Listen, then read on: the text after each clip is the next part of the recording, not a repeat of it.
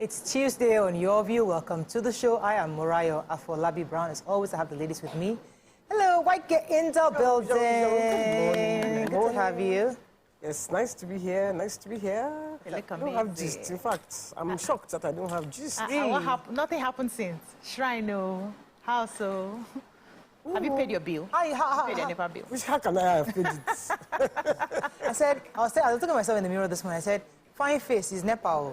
Because this heat in the last 1 week, my face has degenerated. And it's because there's no air conditioner. Yeah. So I'm not turning on the air conditioner anymore. I have to open the windows and I'm finding myself this morning and I'm like, what is going on? What will happen after you have suffered like this and they bring the same bill? What will you do? They can't bring the same bill. We have drastically reduced usage. Drastically. So I'm sure they will first of all half it. Has to be halved easily. Because only one AC is on in my house, and it's the children's room. My husband has to enter the children's. He slept there last night. Said me, I cannot keep myself. He slept in the children's room because they're the only ones who allow me to turn. Allow every other adult you manage without AC because we can't. It's just crazy. Adelabu has. You know what we are doing in my estate? We are the ones asking for Band-A. Asking for Band-A? Oh yeah. We are paying hugely to transit to Band-A because across the road at Dosob at the other side, they are Band-A. Yes. And they have 24 hours power. But they're paying through their nose. We are seeing. We do not calculate. We need the money. So my husband is insisting. Careful what you ask for. He wants for the house. Band-A. They went for meeting. You know me, I don't do the landlord meeting. Careful what you ask for. We are going to that Band-A. I say, Zib, I beg you. I beg you. This one we are using, this 6 hours plus our solar is money. Because I'm telling you, you are better off. No. I would. You see, the problem is that the money that Adelabu is expecting, he might not get it because people like us are looking for other options. I'm looking for solar option. I'm looking for, what's the other one? That battery. I'm looking for... itself is expensive. They're all expensive. Yeah, but I'd rather do that investment once and for all. I know I'm good. Not lie. I'm still buying batteries. No. They are expensive. Do you use dry cell? Yeah. You need to move to wet cell. Let me come to Nima, Alaja, Nima, Akashat, has everything. Yeah, he's sharing the same thing. He has this money, he has insisted on paying, he's moved on. And my heart is just saying, come, because I can't sleep without fans.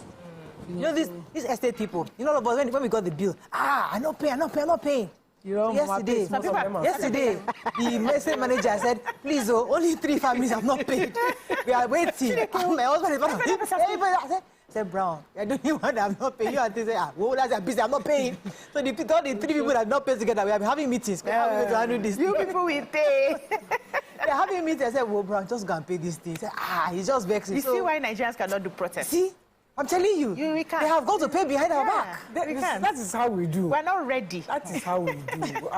Everybody, when my father used to go and protest, he used to see, he said, there was once he left Tinubu Square. Thousands of people behind him, thousands. They are walking, they are going to do that barracks. Before they got there, how many people were left? About 30 minutes later, he turned back. Where are they? Are you serious? Nigeria for you. Ready. We love life, but it's packing. Yeah, that's it. Remember, my mother was saying, I'm not paying. Sorry. It's only 3 of you. Only 3 You're not going to find your money. The first coming to come and cut the lights either today or something. They will have meeting against you. They will say, no, TV. Cannot pay. Abuse me on TV. I am not paying this thing. That's your business. How are you doing, Jerry? I'm okay. Just a little weak. I'm doing my water fast. I've not eaten since Sunday night. You are powerful. I need to do it because I'm going on set very soon and I want to fit into a particular figure. So I need to drop. So after, I think I'll eat on Wednesday. I just hope I can sustain it. After work, I'm going straight to go and lie down. I didn't see it well. My sister, are you seeing it now? We are nose ring. I have a headache. I don't look well. I thought I was only me. Maybe it was not me. I didn't think I wasn't sure. Maybe it's my eyes. You know, I like this kind of thing. This voice for we are already used to the hair. Now nose ring. Yeah. Small now. I've worn it before. Now this is not the first time. From Lokoja. She's in Lagos. She's been in Lagos since last week. and she's making our lives easy. She's just a sweetheart. Wow. Good morning, Ma, if you're watching. Mama. Fantastic. Welcome to Lagos. Well, me, I have no gist. It's only band A problem that is my problem right now. So let's go on a break. Because of band A, you have become a bandit. It's our own side. We are not band A, band C. We are bandits. We are bandits. They don't even have any power. Honestly. Let's go on a break. When we come back, we'll look at the front pages of the paper. Stay with us. We'll be right back.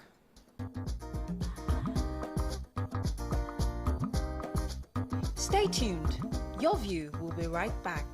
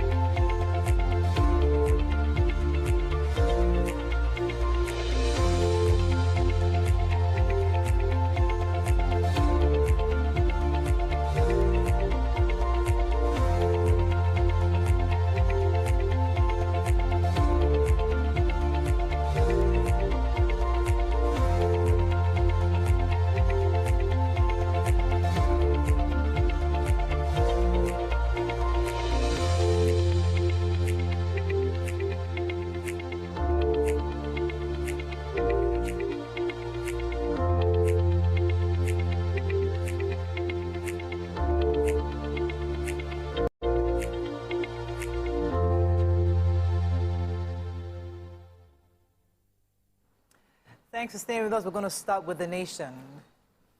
Federal government releases conditions as student loan scheme begins. Iran holds memorial for president, foreign minister, and other in the crash. Labour returns for minimum wage talks. Abortion rising among married women. Society for Family Health claims. States will continue to get electricity regulatory license. At 75, UBA sustains market lead with 18 trillion naira customer deposits. And no judge should bow to public opinion, says CJN. Okay, which story are we starting with? I hope you have the abortion story. Yes, no, that was it. That's the one you I missed it. I told you. I said you can't find story you left for me. I saw it. I had the major headline. So the Chief Executive Officer of the Nigerian Education Loan Fund, Akintunde Soya, said that, they will prioritize, the loan will start as soon as possible. He gave a date.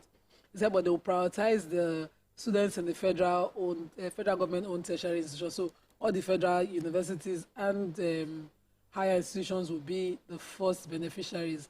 And the president had signed this bill into law in April, and they will take off the payment of with about it was projected 194 billion is what they are projecting. They are projecting it based on the Federal Inland Revenue Service, 1% of every revenue generated.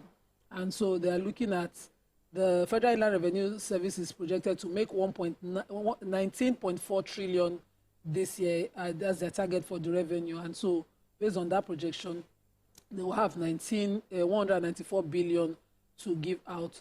And the students who are going to benefit from it are not compelled to pay back until after 2 years of their NYSC. So after you graduate, you've served, and with the provision that you get a job within 2 years, then you start paying.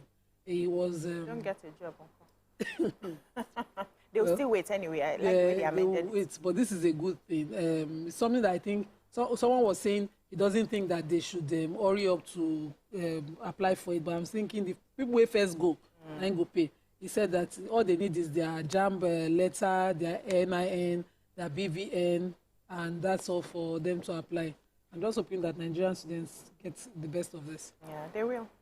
So the Minister of Power, Chief Adebayo Adelabu, yesterday said that the federal government is continuing with its earlier stance on transferring electricity regulatory oversight to state governments. They had a 2-day stakeholders workshop on the implementation of Electricity Act organized by the Nigerian Electricity Regulatory Commission, that's NEC.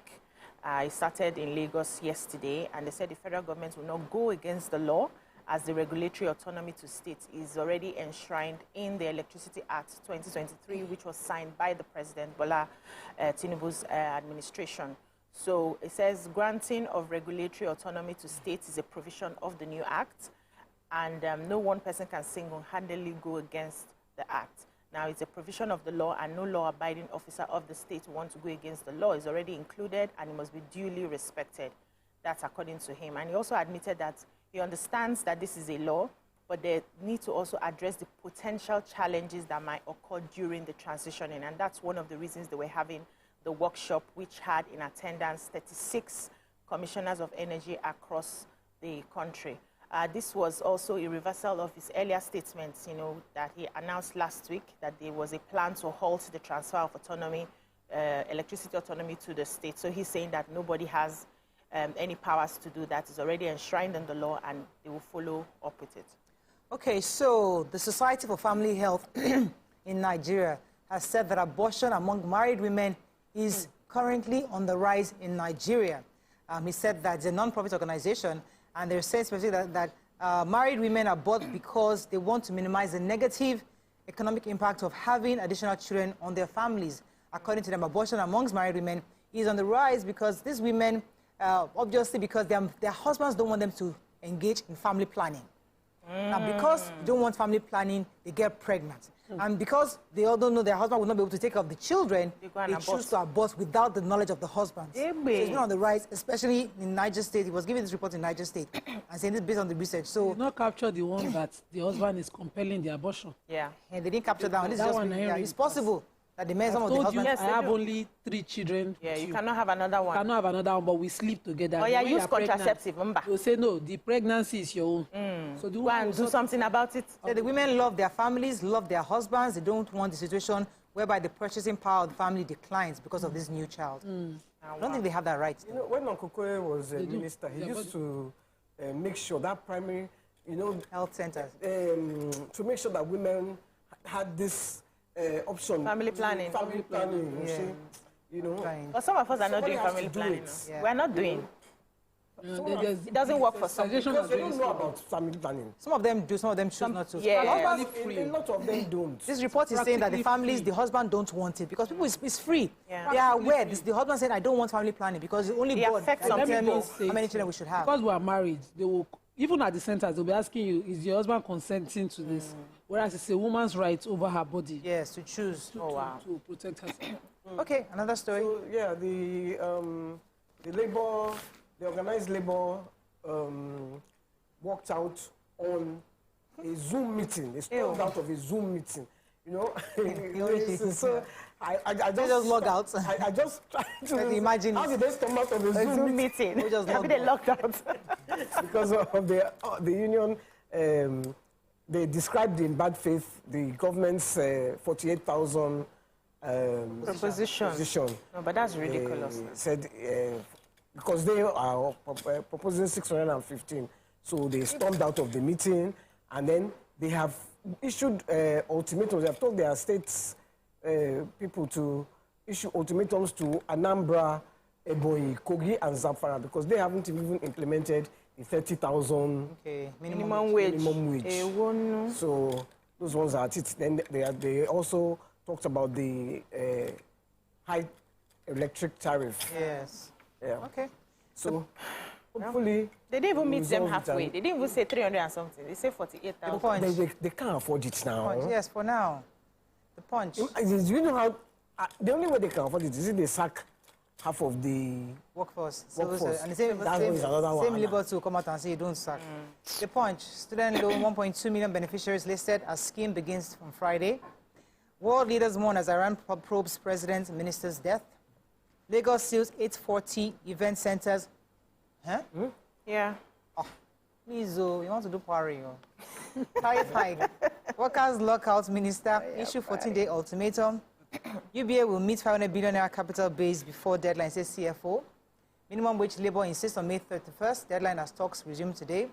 Food imports hit 3 trillion over flooding, says CBN.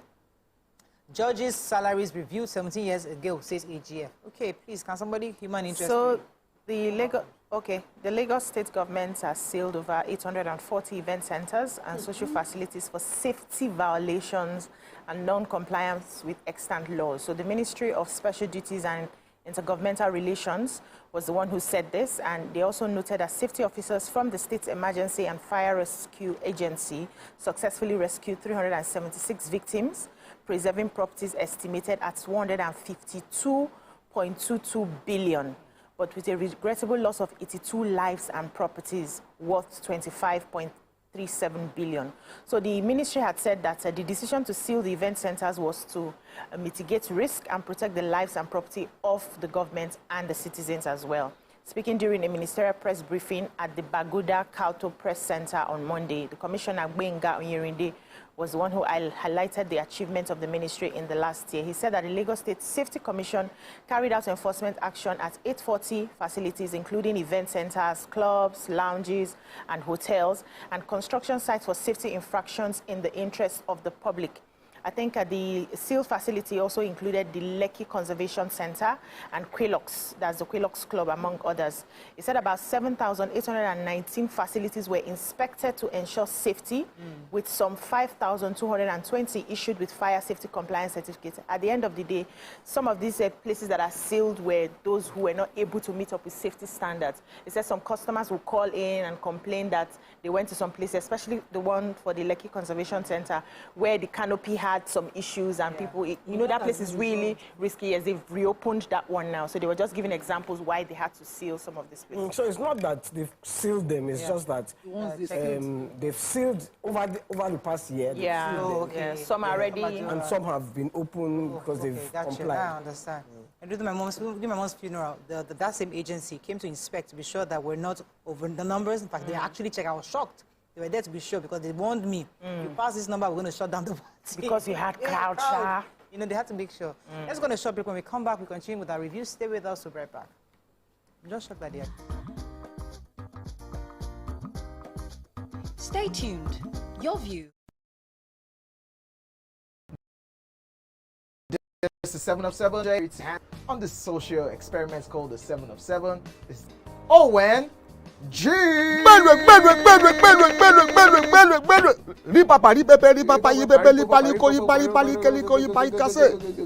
is the name, or what was the name? You see, I want to make them better now. Rock Heart. No, of the goat. When they brought it on stage. The name of that goat. Yeah. We should go there. No, that one easy now. I'm just drinking this so that I can ask him my own questions. It's not because of Buga. he didn't get it. You know. Okay.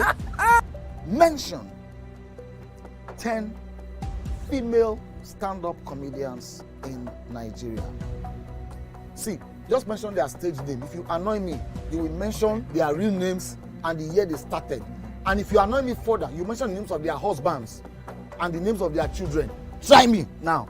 Okay, mention their name. No. Let's just. No. Even name, stage name, husband name, children name. 10 of them. Even the 10. That's a lot. Eh? That's a lot. Did I cut your question for you? Yes. When you were happy now. With your hunchback. That was it. You are wasting time. We don't have time. See, my brother, before we go on a commercial break, you are stubborn. And I told you since. The fact that you play this your hair does not mean, you understand? It's experience. I've suffered before you. But I try now. When you there during the military era of Abacha and Babangida, you know what happened? I be Gen Z. So that Gen Z, I call 4 I will remove 4 out of 10. That's like 4 out of 10 they passes. Don't drink this thing. Where baby you are on here. Drink out. If I land you.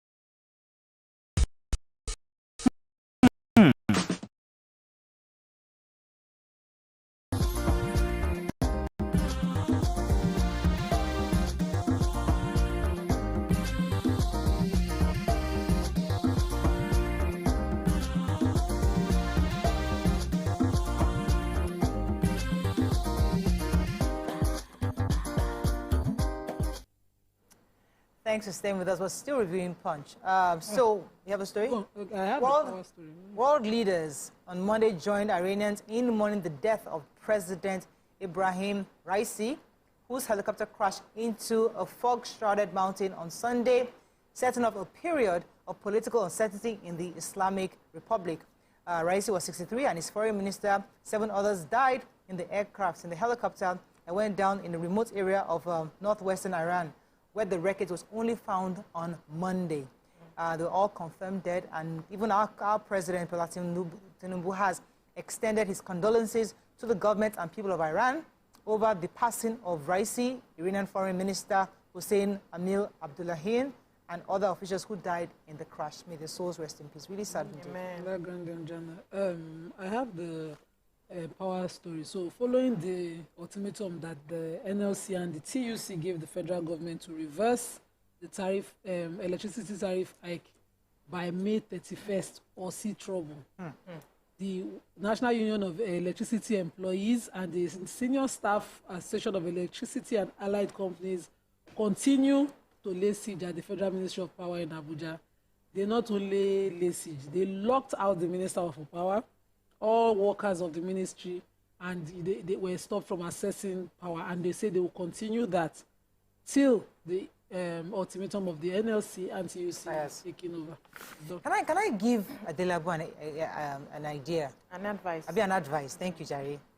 All of us that are on Bande, make sure we get prepaid meters. Yes. You will get your money. Yes. You don't have prepaid. I don't have prepaid. I'm postpaid now. Give us prepaid. So I will pay what I can pay my 100,000, 200,000, and I will manage my you manage your kilowatts electricity every single month. Can the minister and NEC monitor areas where the landlord is increasing tariff? So my office is in Bande. We have prepaid meters, but we found out that we are paying 330 per unit. Apart from what government is charging. When I increase that one? Now our people will give us. And the other thing I think is the people who are stealing electricity. Yes. They have to find a way. Serious. Catch them. Their work is and Disco cannot empower to do that. It's the security operatives that can do that for them. They can work with security operatives. They can get court orders. Yes. You know, I mean, when I was younger, they would cut it from the wire. You would just see yourself without lights. Yes. No, then they're attacking our boys now whenever they go to when they go and do that, why are they going in? Any area that is banded, they will not attack them. It's not Nigeria. You're talking about when those boys come out. Those guys, Sunday son, you just give us prepaid meter. That's what we need. See, it's because of the continuous decline. Today, I was coming out of our street. Sorry to interrupt you. I was coming out of our street. They on the street, what's his name? Dakwabiodun had tagged that road. Yeah. There is a man who has decided his own company is to be killing cow on the road. Killing cow? He's killing cows on the new road. They've not tagged the road now. So if he tags the road, is that how he will be killing cow on the road? Every day? No, every day he kills cow. You see 2 cows. What does he do? He sells the meat. He's selling the meat. Aww.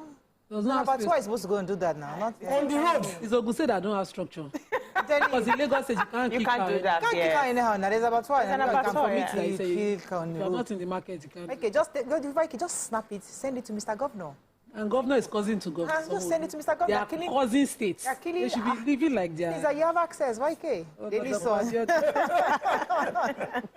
Nigerian embassy owes 8.3 million euros congestion charges in London.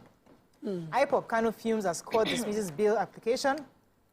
Labour gives FGE end of May. Jonathan waits into reverse crisis.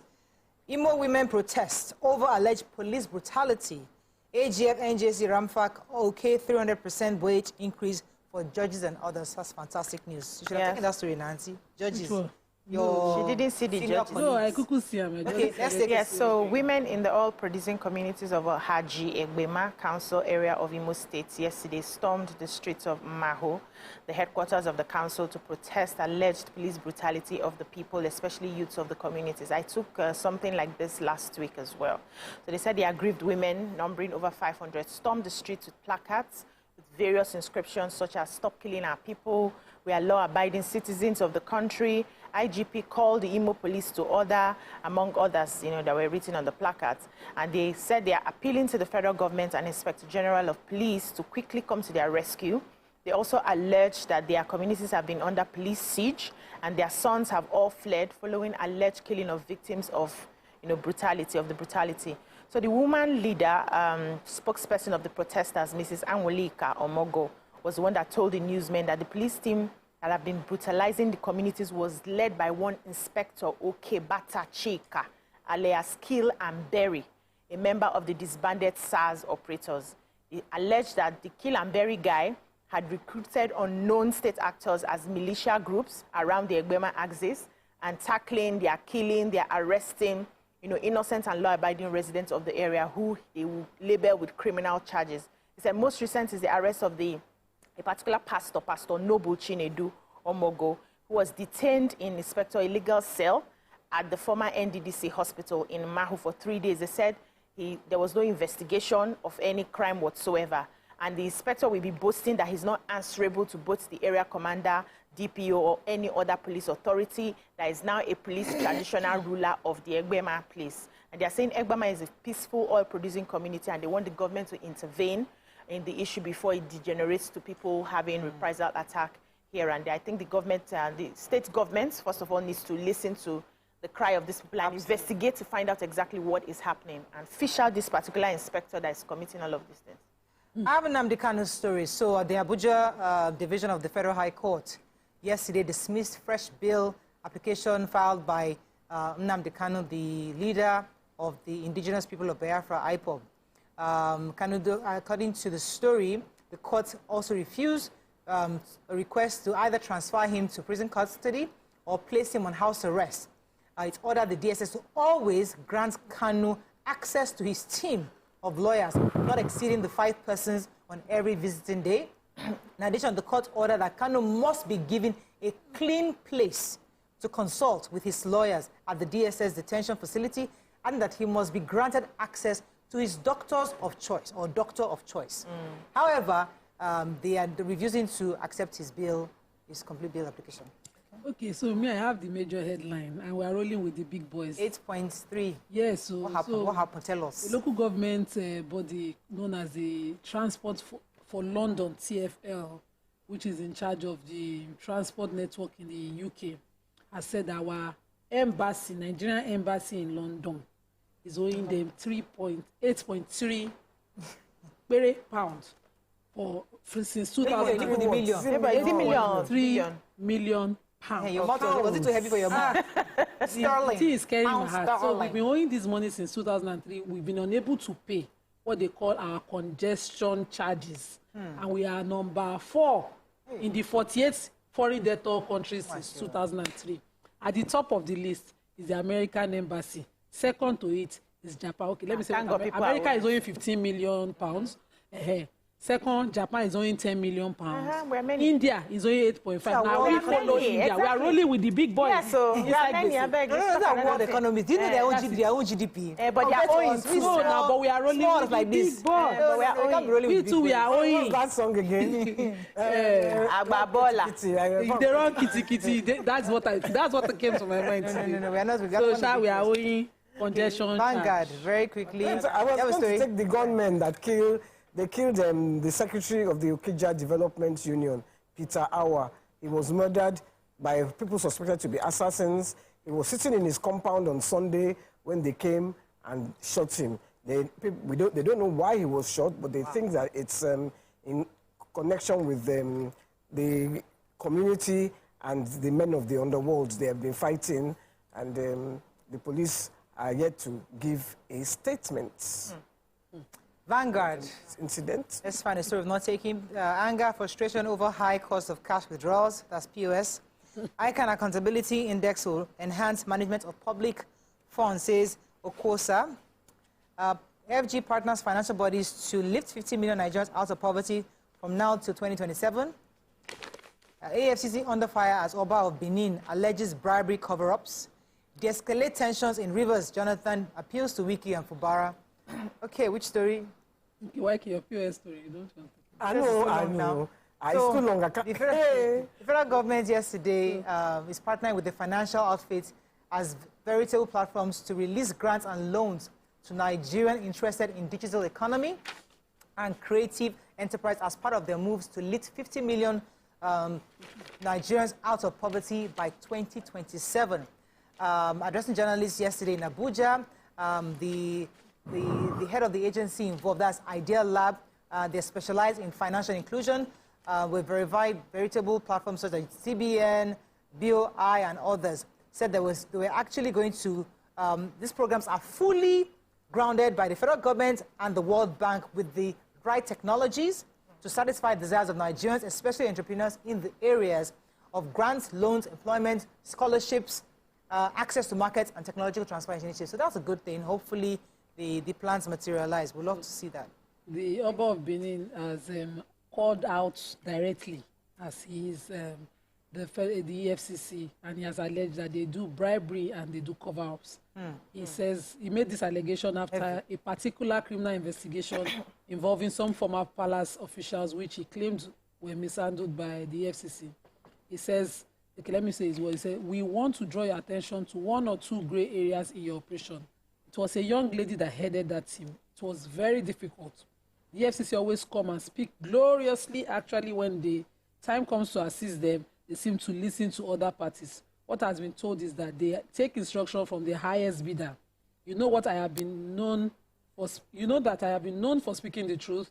I was not happy about certain things that happened with your predecessor. How can EFCC boys, especially that girl, be behaving like this? If I was asked to comment on her performance index, I would score her 0. I do not know if she was doing EFCC job or just dancing to the tunes of the people that were giving her money." He expressed his disappointment, and I hope that EFCC takes it as serious as we can. That is all we can take on Front Page Review. When we come back, move on to our hot topic of today. Stay with us. We'll be right back.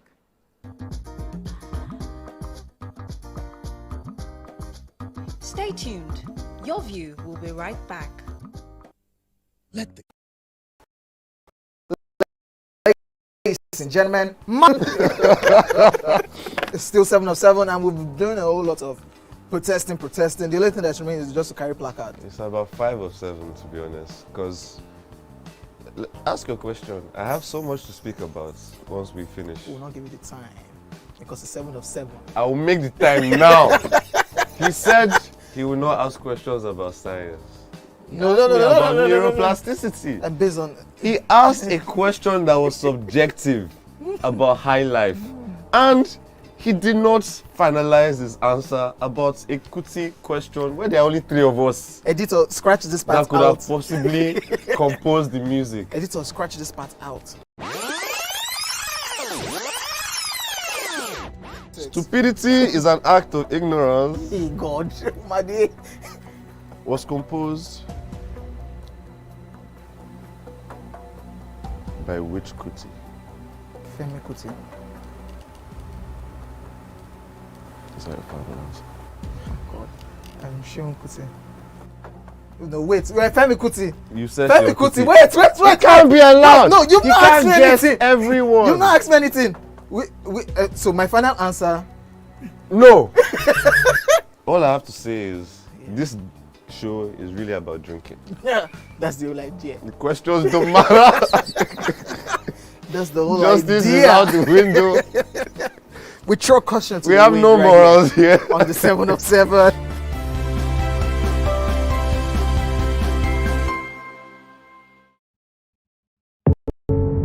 It doesn't occur at the canvas, it shows in the canvas. It shows the conation of raw ether material slabbed, stroked, and molded at a pace provided by the doubt and fear. Every move way in the struggle of one to the other, merging the past to the present, brushstrokes of colors seen but not known. For when the wailing stops, the pieces settle down in abject beauty erected for a century of a century. Speaking, advocating, protesting as the arts are meant to be.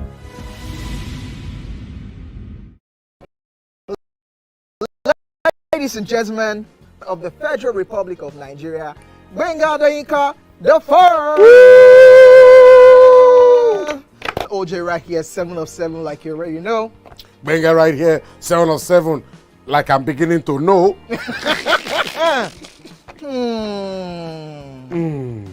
It's now time for the question. You don't scare me one bit. Bata bata, I go drink. So. Okay. So now one chance for Inter. My first question. Do you remember the names of the winners of that edition of StarQuest? Of course I do. Why do you? And I hate myself for this. Because I have this question for you. Final question. No. Where outside Nigeria and what year? I think you're the only one that can be wicked. I am thinking, because I know back in the day... Don't think. Answer my question quick. You are thinking too much. I don't like it. The UK. Final answer. Okay. I said, God, please, let me to perform outside Nigeria. Wait. And God gave me a show in Ghana. Drink, my friend, drink. I don't overthink this thing. See where I can. Yes, you overthink them. I would say you should catwalk. Let's catwalk. Where are we? No, that's not catwalking. That's good talking.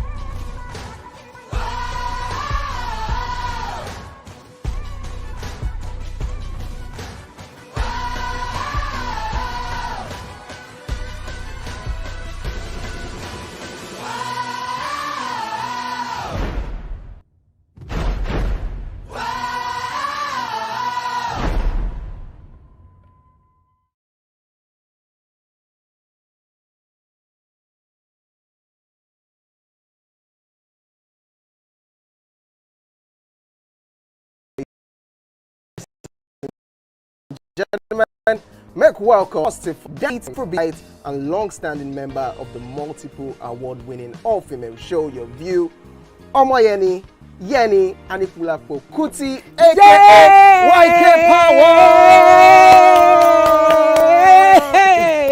Ginger! Take it. Today we'll go here. Hey, I don't read you. Are you sure? Ha. I'm not here to answer questions, I'm here to drink. We're in trouble today. Wait till your age. I was close now. I said 1975. He said 73. He said 75. Fellas wasn't even born till 75. So will I drink half? You go drink. Take. Make I help you. Russian. No be half. Which half? You will make me drink. I'll give you a hint. Lights in no.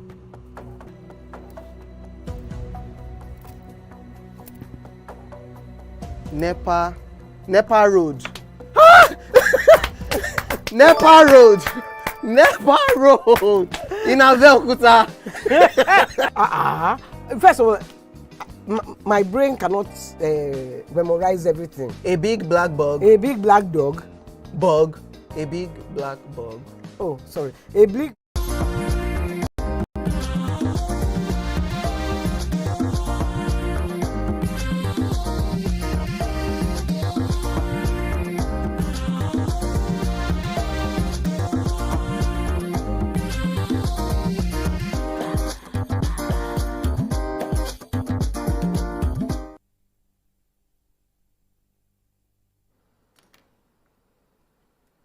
Thanks for staying with us. So the topic we took doing one of the paper reviews, the stories we took in the papers about the fact that Society for Family Health, they're an NGO, came up with a report saying that abortion among married women is currently on the rise in Nigeria.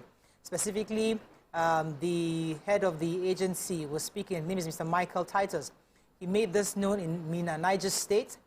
Yesterday, the event was dissemination meeting for the Niger State Family Planning performance of the Delivering Innovation and Self-Care.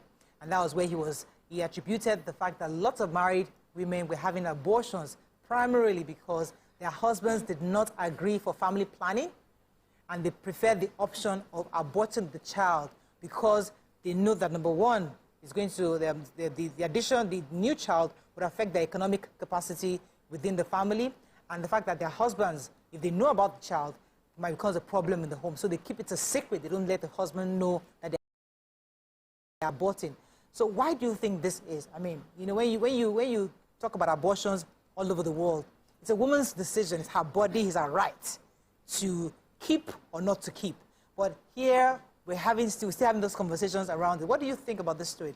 Nima, I want to start. I would like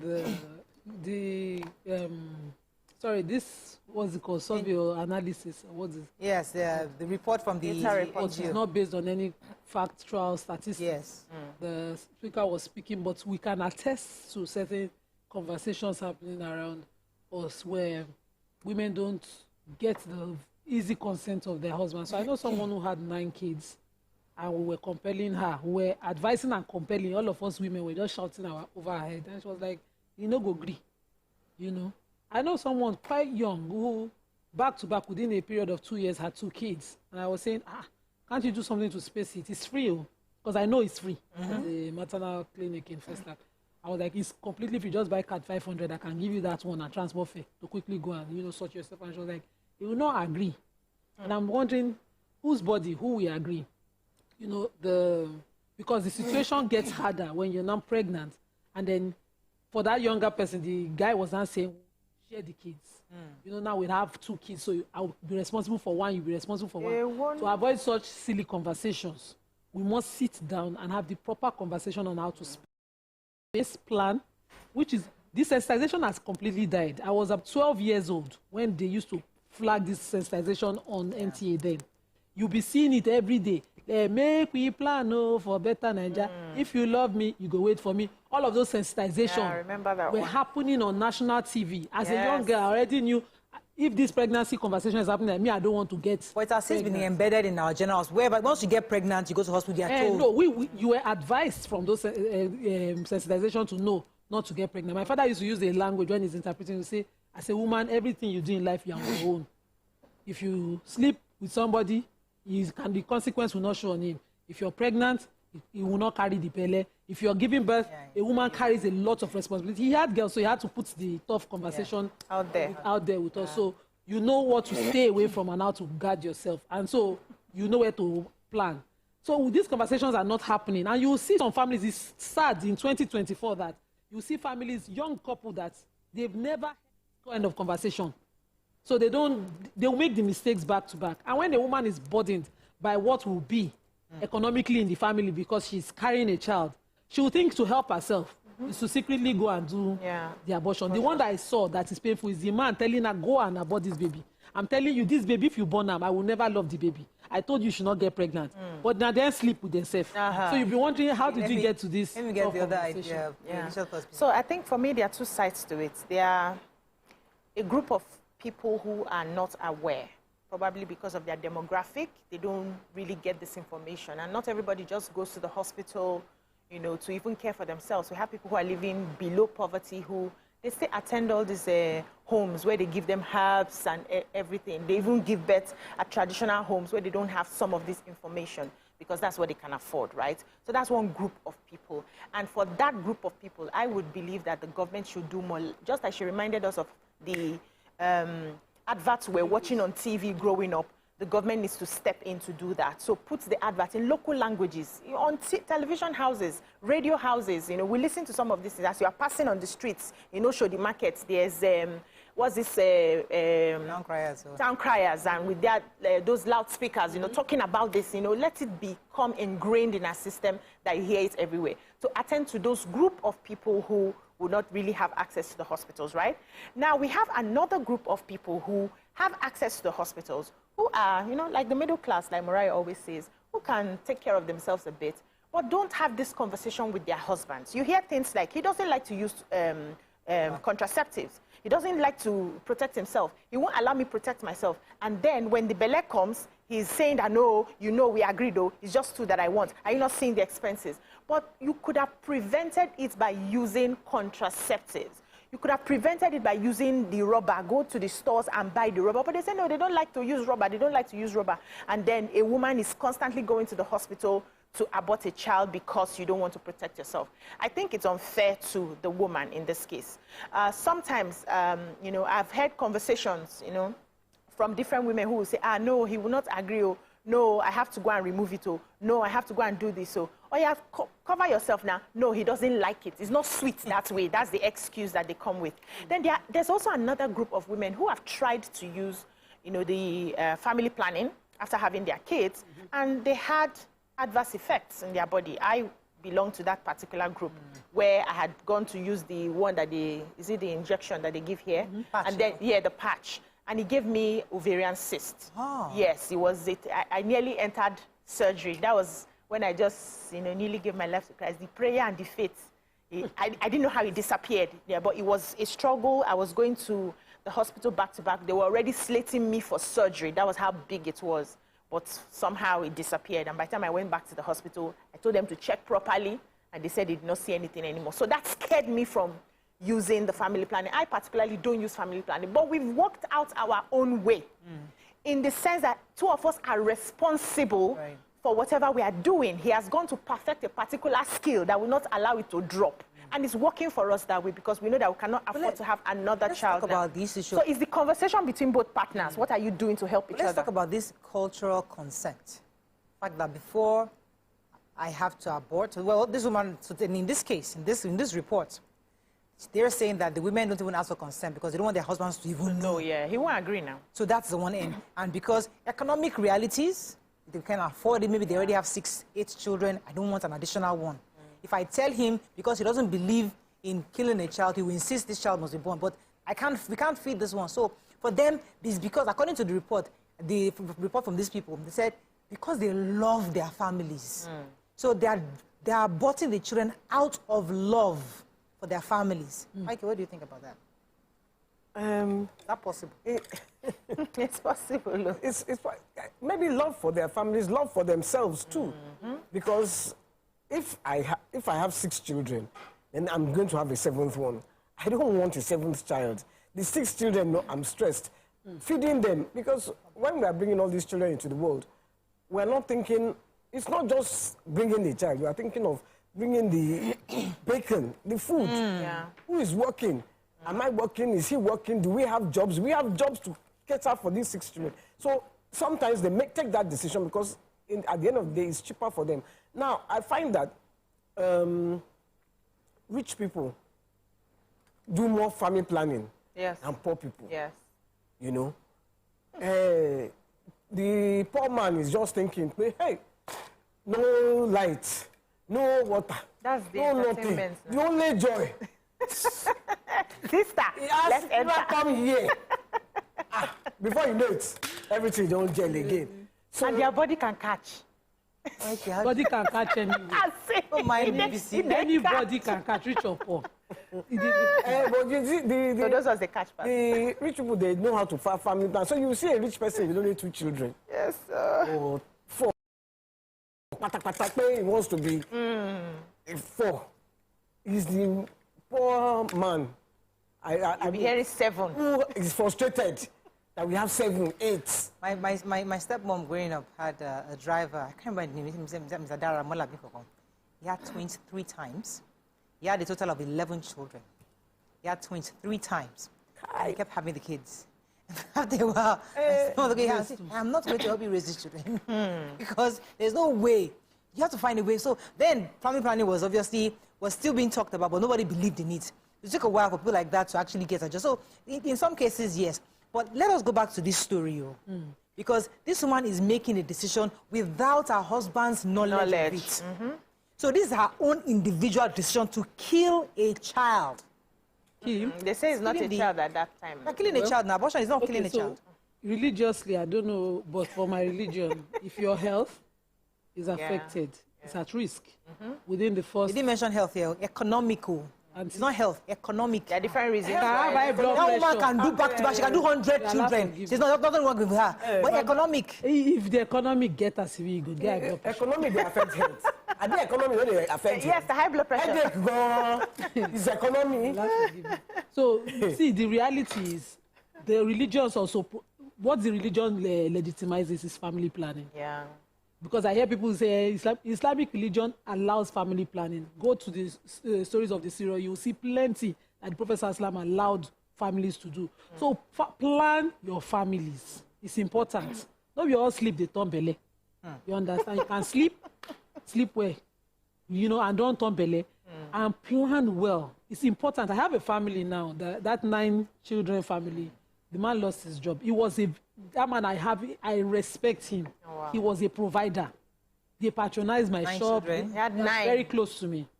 But he lost his job. In the past 1 year, he has not been able to balance. They were evicted from their house. We tried to gather money. But, you know, you cannot rent a comfortable place for a family that large without a sustainable plan. That was the reality. So whatever we gathered and assisted, we knew it was going to just be a one-off. And so now they're in the slum, and the family is not doing well. The girls are constantly sick. I've been there once to see them. I'm not happy. You know, the reality is that when these things stare you in the face, you go plan. You plan, yeah. That's the truth. So then what kind of advice would you give a woman like this? Because she's about to she's just found out she's pregnant. Yeah. And just you also to connect it with your own story. She's her 9 children, about pregnant for the 10th child. Hey! Would you ask her to remove the child or ask for her husband's I cannot say what I will ask her to do on national TV. I cannot say it. That's the conversation we're having here. She must do family planning. No, but she don't get the belly already. Even this one now she have done. She must do this planning. We must plan this family. You don't answer my question. Even when not be my family direct, we they go hospital to go plan now.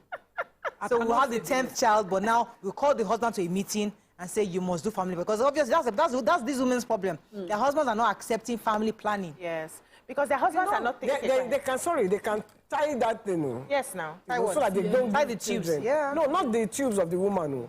The man, it's a very simple procedure. I saw it. Really? Yeah. It's the simplest thing. What did the Professor Faber call that himself? I forgotten the name. They have English name, but it's for a man. It's a small, simple procedure. It's for 15 minutes. Not vasectomy. Vasectomy is a very simple thing. No, men don't like to have do that. Have you seen the procedure? No. Very simple. They don't like to do it in case they go outside. They just cut which part? The space between small opening and tie. Cut where? Cut 15 minutes. Cut I can post that video today. I'll find me the video. Remove the thing that is so manufactured. Let's just put it down. One woman and they open the something. Yes, they and enter it. Just so that you can throw, but it will not shoot. Yeah. Oh, children are in the studio. Please let us be. Hey, that's where we are. So I wanted to say that. Children, they are all intense. So you can throw, but it will not shoot. And it was such a simple procedure. So men, African men, I know that this conversation with their patriarchy, they are not ready for it. But allow these women good health. Yeah. It's important. You know, for the Islamic rationale that, you know, is based on the health and life of that woman. It shows that the importance of a life, you know, to be preserved. Yeah. For life preservation, it shows the importance of the life of the woman. This conversation, we must have it from a place of enlightenment. When you come and say, the woman on our own part will now be scared that my husband will marry another wife because he wants more children. Yeah. Whereas the reality is that he cannot carry the children. So the woman is left to fend for her own side. Why is burning children up and down? I know a mentor who was just telling me how she was forced to abort 2 of her kids. She married into a polygamy. Children plenty yakpa. You know, and she was, you know, every time, wow, she don't get belly. She says, I'm a pig. They never touch me small like this. You don't enter. Ordinary look, they look me safe. Don't catch. I don't catch. You know, so I said, I had to. He said the reality was that the economy in the house was bad. But this is our last child, very brilliant boy. He said this child, I almost aborted him too. You know, she said, our friend now said, she was now broke when she needed to do it. This is a 1980-something story. She was broke. Her friend who was supposed to loan her the money just knew she wanted to do something like that. She loan uni. She said, that was not your business. I just need money. She said, this one you're desperately looking for money. You want to help yourself. Burn this one. and we'll go and do a family planning. And that was how she had that child, that last child. But finally, she was able to pick up and do well. The advice usually when they give is that you will eventually benefit from the plenty children, yes. But sometimes you might even cost the life of the one of the children. Yeah, so that's actually leading me to the point I wanted to make, which is the mindset of the men who indulge in having so many children. They have a mindset that these kids can take care of themselves. They will grow and then they will fend for us. They will grow, they will go there, they will make it, and they will come and hustle for us. They are not paying attention to the emotional needs these children will need. If you have so many, how are you able to divide your emotions equally to give them the benefits of being a child, or being a whole child? You know, it was a conversation I had a few, like 2 years back, you know, till January. It was January we halted the conversation because the guy was like, sister, give us one more now. Give us one more now. My mother-in-law was on my head. Give us one more now. It's just one boy you have. Give us another boy now. This boy is always lonely in the house. Give us now. Give us now. So I sat down and I said, by the time this one I want to give you is 10, let's not even talk about all the trauma I will go through because I haven't had it in a long time, right? By the time you're 10, I'm 50. Is it at 50? I want to go to school and be changing diaper, be running around with them and all of that. I said, we've passed some level. Don't even take us back there because you feel, okay, you are okay. I said, you're also not considering my emotional capacity. Can I handle another child? Where, you know, traveling and coming back, and then we saw a little boy throwing toddler, tantrum, running, rubbing himself on the floor. The mother was squeezing face. The father was like, I will beat you when you stand up. And I just looked at her. I said, Oga, you want to go back to this level? Like, I can't deal. I have my children. I'm still trying to divide myself. Okay, pay attention to this one's needs. These are teenagers in my house. They need that emotional connection and all of that. I'll now add another one. So we don't think, most of them don't think beyond just popping out children, because they say, just born them now, God go take care of them. Not be God go take care of the pikin. You will be involved in raising the children so that you end up raising healthy and whole children. If you consider all of that, you will not just be popping 9, 10 children. Let's go to a short break. When we come back, we'll read our comments. And there is right back. Sorry.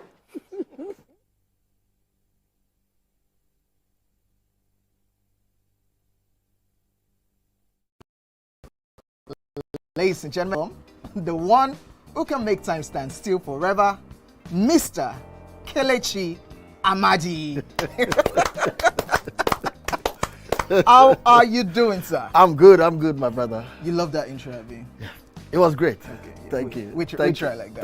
Thank you. Now my question, which I feel is a cheap question. Oh, go ahead. What does ISO stand for?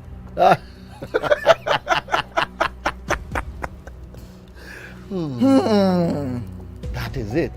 I think I'll drink. No, you're joking. I'm not joking. Kelechi Amadi. No. Shay, you didn't whine me. You're whining me now. I think I'll drink. Huh? No problem. Okay. I've always known it as ISO. I never bothered to know what it means. I know what it means, but I never bothered to know what the acronym is. Tell me the brand of camera that I use, so much so that I even became an ambassador. That's very easy.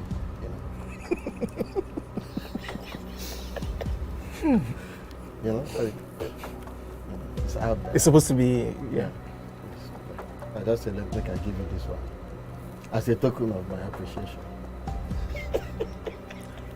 Sony. Drink! I'm not done. You did not say final answer. Final answer.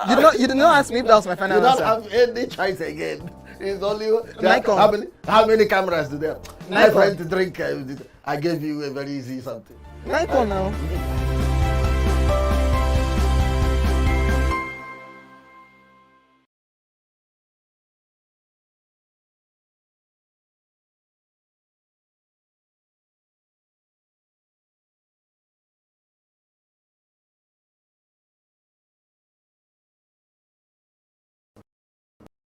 Ladies and gentlemen, come to the show, La General, the one and only Pere Egbe. Which of the following is false about teeth? We are born with 20 primary teeth. Teeth are the hardest substance in the body. Teeth are the strongest bones in the body. Teeth is not a bone, actually. teeth can self-repair. The strongest bone in the body. No, teeth is not a bone. Final answer. Teeth is not a bone.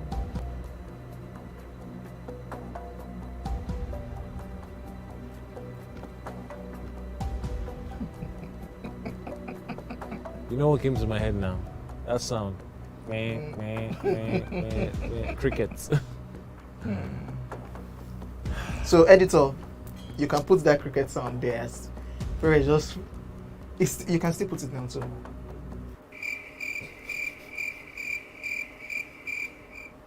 When was the first Gulda ultimate search?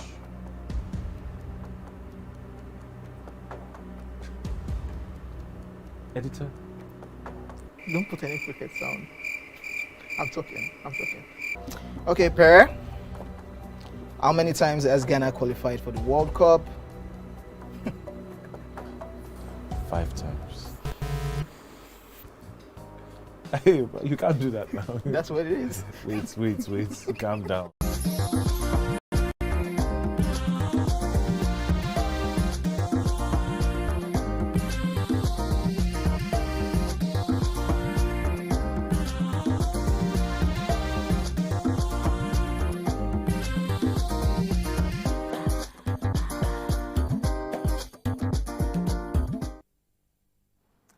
Thanks for staying with us. Let's take a few comments on this topic before we move to the next one. Right. Aya Daf at Ayobami 320 says, family planning is not free anymore. People pay for it. Imagine the NHIS, even the NHIS does not cover family planning. I'm shocked to find out. Family planning in Lagos State hospitals are free. Just buy your card. If you already have a card or your health insurance scheme, walk in and you're sorted out. Corey Michael says, this is a huge issue in Texas. As we speak, the matter is in the Supreme Court. If you get pregnant in Texas and you decide you don't want it, after you have, I can't read the rest. Okay, Fiona says, my mom that married at 18, if she did not do family planning, she for don't born 10, you know. Olua Banke says, Nigeria is not smiling now. Childcare support, and there's no childcare support at all. Somebody's asking me, who told me that vasectomy is simple? You know, I told you guys on this table now that if I mistakenly chance can't get pregnant, I will not stick it. I won't even tell Mr. Brown. Corey Michael, me and God, God, you know this work cannot stay. Me and you Corey Michael says that. But there's no way. So it goes back to what I want to also address. Married women taking these decisions independently has nothing to do with men or because they are understanding the needs. Yeah. I will not tell my own husband if I have to go and if I mistakenly get pregnant. I won't say, I say, Father God, this is between me and you. Yeah, because he doesn't believe in it. I don't even want him to feel guilty of that decision. I don't want to partake. Why do you think let me individually feel guilty between me and God. Okay, I'm taking out this child. So somebody is asking, say, Nima, you're in support of abortion. Not blood. I support. I choose life. I support to some extent abortion. I've said it publicly. I addressed the Muslim event that the First Lady organized 2 years ago, and I said it publicly. I choose life. I support it when a woman's life is at risk. Yeah. There are several health issues that you don't even, if you open the textbook, we will not live here. Sure. I know Dolak was watching. We'll get an expert to come and tell us how women deal with pregnancies and all of that. How bodies. BBC was just talking now. How something caused cyst. Yes, now. So from ovarian cyst to polycystic syndrome, bleeding. to hypertension in pregnancy, diabetes in pregnancy. If you have enough kids, why will a husband be testing your strength? Saying, oh, yeah, born another one, born another one, born another one. My own is based on I cannot handle it again. Medically, I'm over 40. Psychologically, mentally safe. Cannot handle it again. So will you even have time to even get a child? It's called the geriatric pregnancy. Exactly. So I'll start needing extra support here, and they have to be possibly hospitalized. There's a lot of workload. I would not do that. So I say I would. So going back to the topic, where is the married woman, not just people making mistakes, married women taking independent decisions. It's my body, and because of my family, because of my own health, because of my economic situation, I would take this on. Why is that a problem? So let me give take this message and then I'll respond to you. Well, family planning. Chima, I'm coming back to you. Chima, thanks for calling. You're live. Chima. Hello, Chima. Yes, I can hear you now. Go ahead, please. I want to thank you for what you are bringing. Volume, okay. Speak closer to the... You're a bit far away, Chima, so we can hear you. Sorry, I'm protecting my voice. I said thank you very much. We are all married, we are on that, I know what it is. So I want to bring it this way. You see, for how many who are in my family, I think one of each of the other one 3 years. We are 3 years apart. So how my mother and they all know. So you don't man or a woman like, please don't commit murder. It is for poor people. Sit down. Plan on how you're about it. It's not an individual as long as you are good. You sit down and plan this so that it's benefit of family. Chima, it was so hard to hear you. Yes, I picked up a few things. He said he was thanking God that we're married women, that we're having this conversation, but he thinks that we shouldn't support abortion, that, you know, that's taking a life. So he's also voting for family planning, advocacy for prevention, as opposed to, you know, to... So Naja is asking here, she says, how can you encourage a woman to go behind her husband's back to destroy life? Okay, so people have their different views and beliefs. I don't believe it's life at that level. There's a level that the soul gets into that. At that level is not life, except you wait till it's like 6 months or 7 months and 8 months. But I want to take this message. Family planning is important. That's from Dame Ebika. If you don't want to use contraception, then monitor your cycle. Thank God for technology. There are various apps that can help you as well as testing for ovulation. So what I see is a lot of carelessness on the part of some women who they know that because of the circumstance of their marriage, their husband will not agree to use the condoms and they are not allowed to use the contraceptives. And then they also do not understand their cycle. So if you cannot do one, you should do the other, right? So one of the reasons why my body, they catch anyhow too. One of the reasons why I don't have 12 children is because now I know that I cannot use contraceptives. I cannot do family planning. I know my cycle. I monitor my cycle. And it's also easier when you have a regular cycle. So I can get away with a lot of things because I know, in fact, we monitor the cycle together. When I miss for like a few days, brother is already asking, are you not supposed to have started? What's going on? So we know the cycle and we take other measures as well, not to get it to the point where we are thinking of pregnancy. That is also one way that we're using to, you know, hold each other accountable. No matter how he charges, he gets us with the door. In the movies, he gets us with the door. This is where we go Kigali together. You see him there? Kigali happened. You see him there? Kigali happened, though. I'm saying the same thing. So he understands my cycle even better than me. Let me take this because he does not want any wahala. I have a long distance call from Switzerland. So learn it. Dr. Rashida. Thank God. Hello. Good morning. You're live. Good morning. Good morning. Good morning. How is Geneva this morning? Good morning. This topic is quite an interesting one. I just want to draw your attention to something that obviously you guys are oblivious to. Okay? Morayo, you just said something. I think I need you to be a bit sensitive. There are those that, for reasons that are not theirs, you know, they don't have children, or they are not able to conceive until after 40. What do you want them to do? I think people should shed your light towards that perspective. You know, even after 50 and all of that. So coming on air to say, no, you can't go back to... You know, these things sometimes are more spiritual than physical. You know? So it is not about you now that, oh, you are over 40, you cannot, you know, go through that route of maybe changing pampers or whatever. There are people that actually got married early, you know. Dr. Rashida, do you know my medical condition? Dr. Mar, do you know my medical condition? No, I don't. Okay, so why would you assume? Sorry? Do you understand my medical condition? So is it possible that I have other medical conditions that I have made a personal decision to say I wouldn't go after it? Yeah. Okay, so let me introduce myself formally. I'm a consultant gynecologist, okay? So when I'm talking, I know what I'm talking about.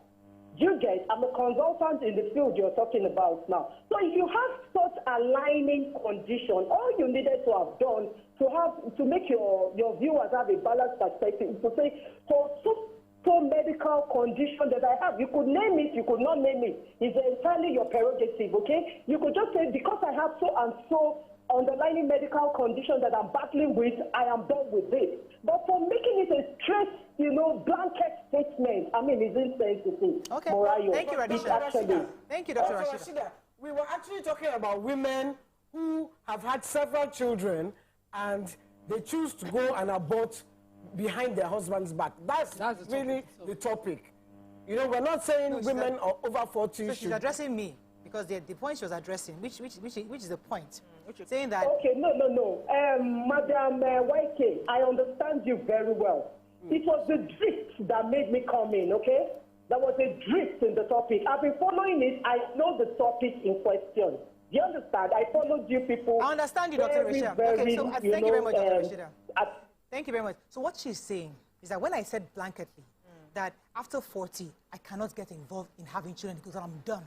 She's saying that I should have specifically said, because there are people after 40 who are still grappling, who are trying to have children. So I should have said it either because of a medical underlying condition, or to be specific because it makes it look as if it's unfair to those who are just trying to start off having children at 40. So I understand. I hear that because when you put a term, a friend of mine just had a child at 44.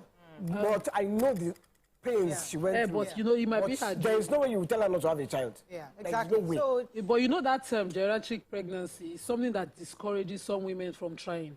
So the sensitivity she was trying to address is, putting that term and making it a bit negative in meaning. When we talk like that, because of the kind of... it wasn't negative. It was just saying my own view, because that's what the show is about, my view. I wouldn't. But she was saying, be sensitive. Put it in context. Some people are starting out at over 40. Age, so don't make it look as if it's a death sentence. She was also talking about those people who had been trying, even married early, but tried so long till that age. So understandable. Thank you, Dr. Rashida. Point taken.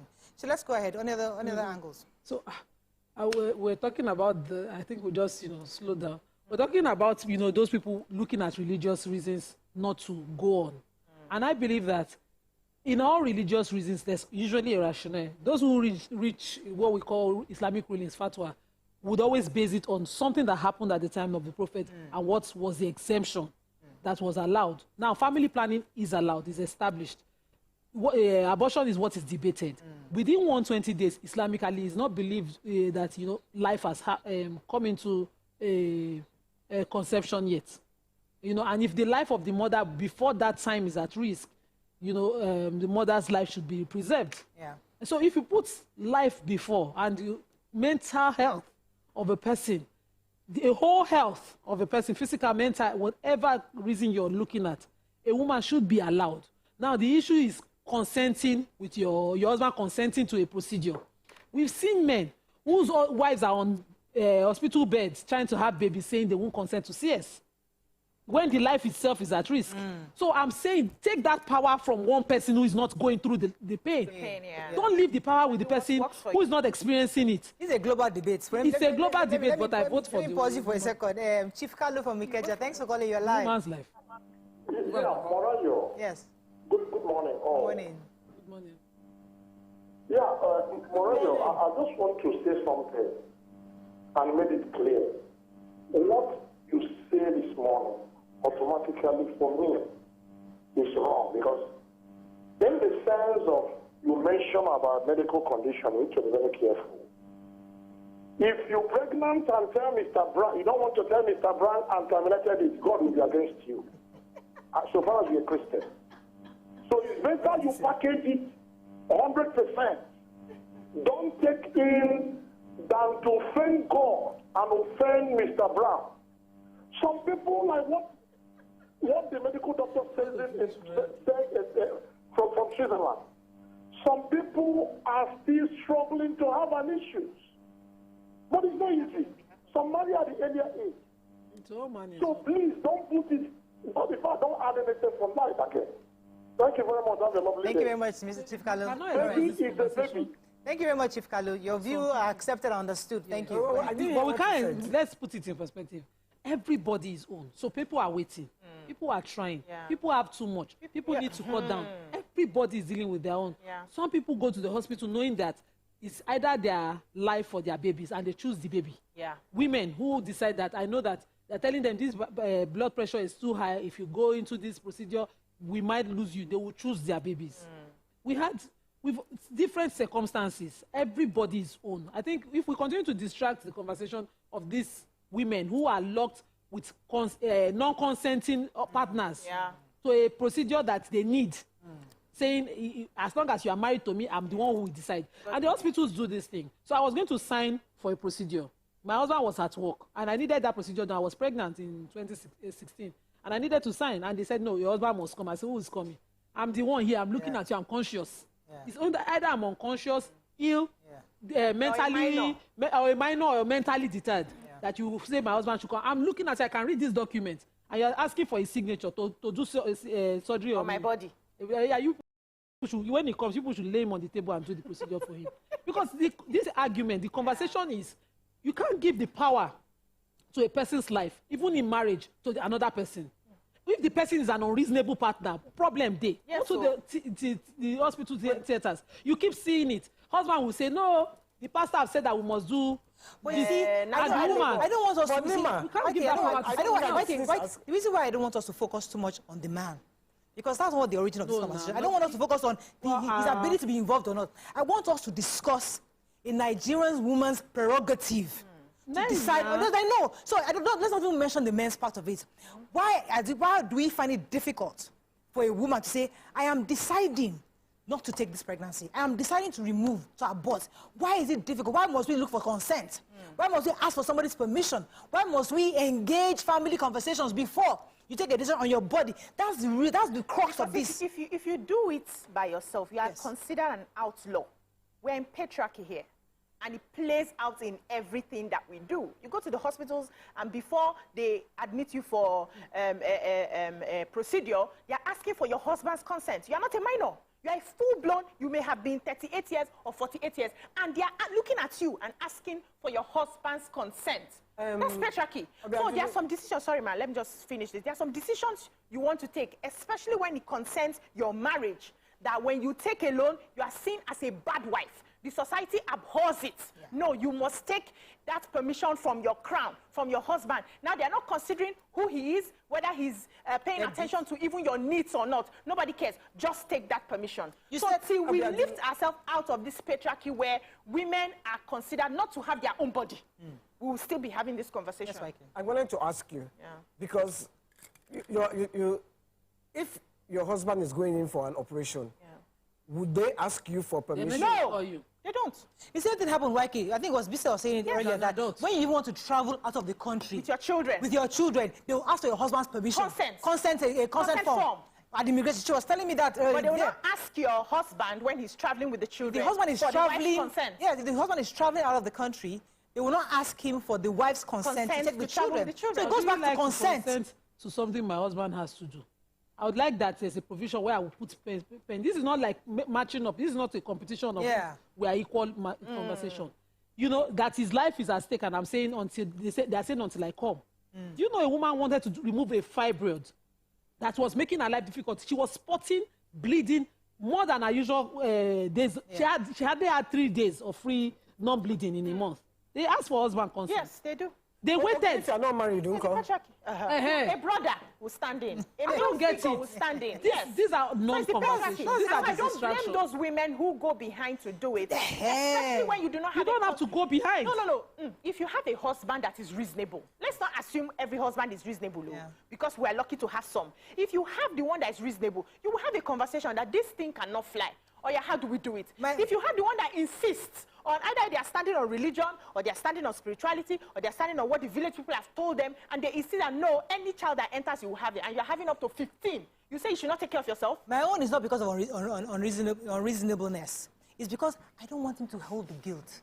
I want to share the guilt. I don't want to share the guilt. I want to own it myself. Me myself. I don't want it. That's why I will not tell anybody. It's between me and God. This one, I must take it. Because I don't want to. It's my decision. It's me. So everybody is your decision. I'm saying, even in that, well, that's taking off responsibility, giving one person. This is my choice. As a couple, because it's my choice. Now, you should be aware of my health. God bless my husband. Because I don't have a normal circle. Yes. I don't have a normal hormonal balance like other women. Yes. My husband sat on the day the diagnosis was done, and he took it in as an adult. God will bless him, because that I looked at him and said, this journey of life that we are starting, you ready? Together, so and I ready. saw him take it in. Some women run mad from that point and walk alone. I have had someone hold my hand. You understand? So it's important. When family planning is important to my life, I know my husband will vote it first before we talk another thing. It's important. You know that when we were trying to have a child, I had to study my cycle to find ovulation dates. We had an ovulation kit to be able to get pregnant. We had to monitor the egg on scan, transvaginal scan, each day to be sure that the egg was growing. That's how we had our first child. And on every step of the way, he was there. He was there with the you. kit, we will check it. We did all of that together. Every single thing. I have seen women in the same condition. They are walking alone. Yeah. They are walking alone. They are confused. You know? So if that kind of person is with you, you know your life is easy.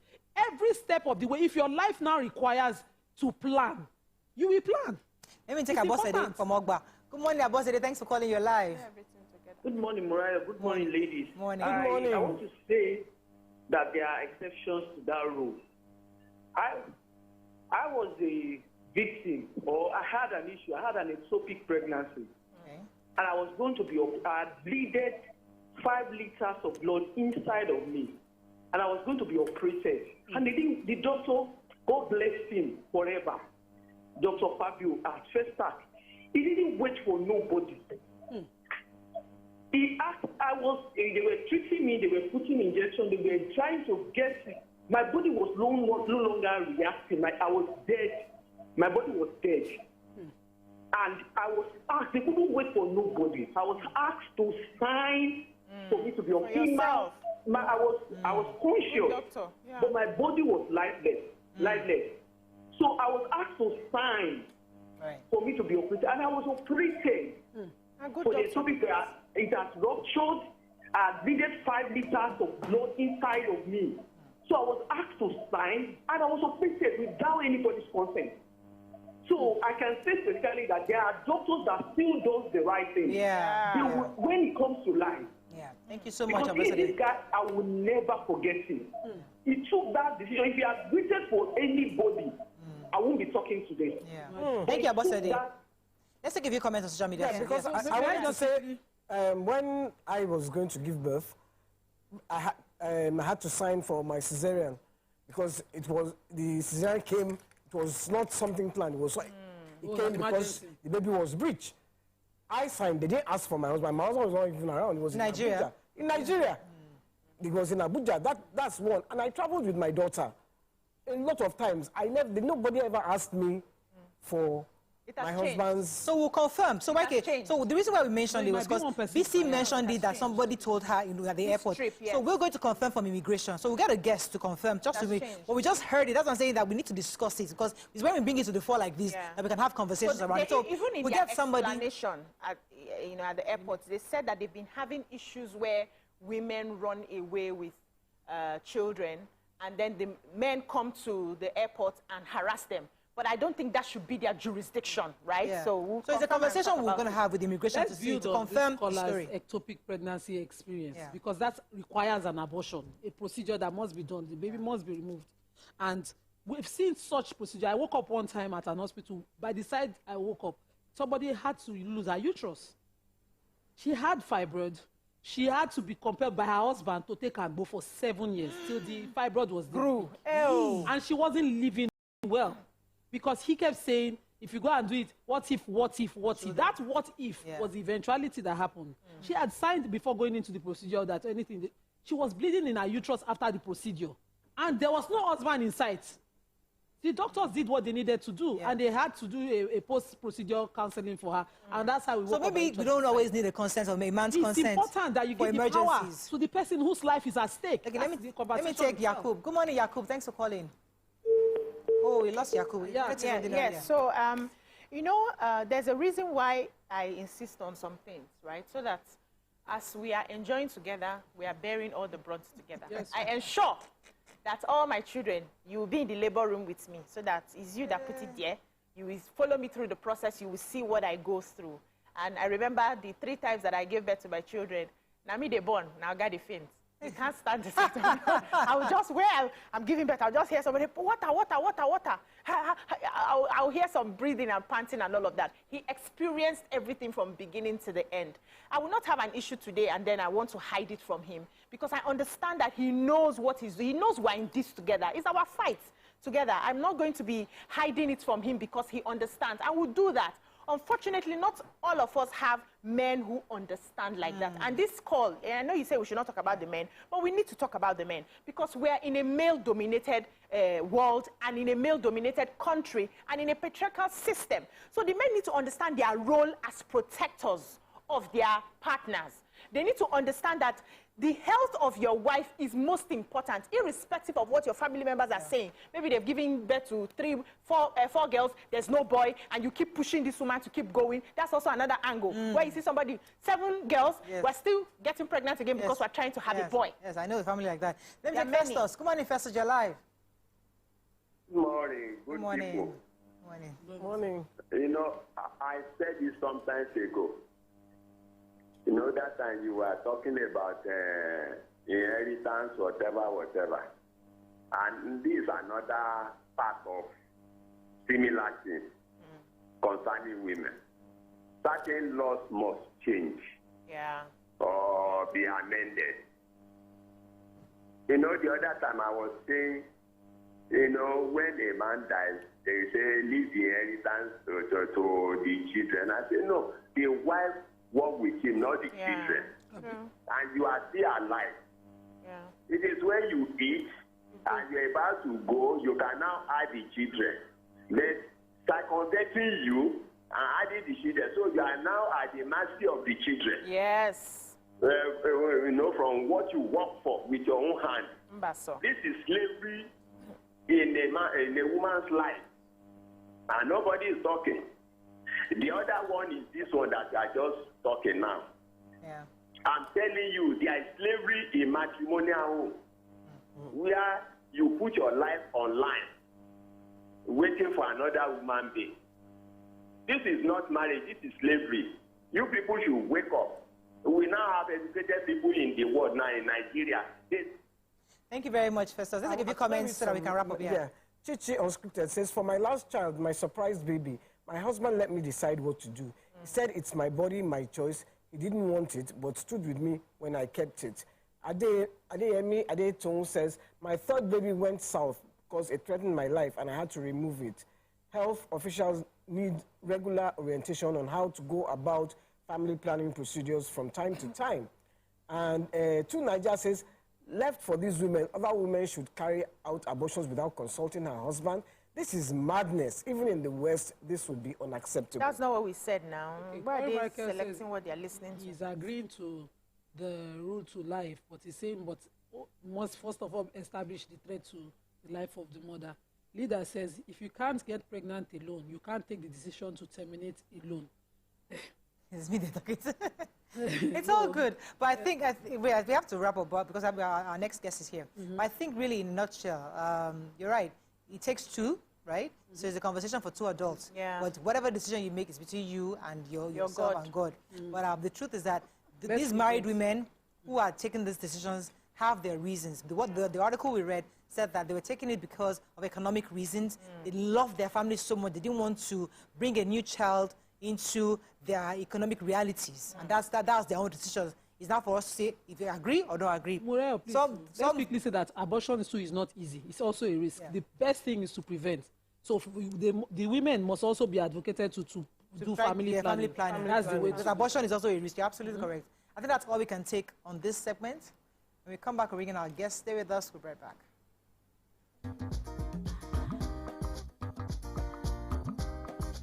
Stay tuned. Your view will be right back. Doubt and fear doesn't occur at the canvas.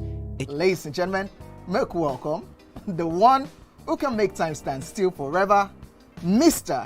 Kelechi Amadi. How are you doing, sir? I'm good, my brother. You love that intro, Abi? Yeah. It was great. Okay. Thank you. We try like that. Thank you. Now my question, which I feel is a cheap question. Go ahead. What does ISO stand for?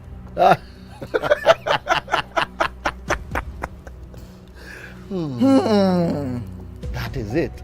I think I'll drink. No, you're joking. I'm not joking. No. Shay, you didn't whine me. You're whining me now. I think I'll drink. Huh? No problem. Okay. I've always known this as ISO. I never bothered to know what it means. I know what it means, but I never bothered to know what the acronym is. Tell me the brand of camera that I use, so much so that I even became an ambassador. That's very easy.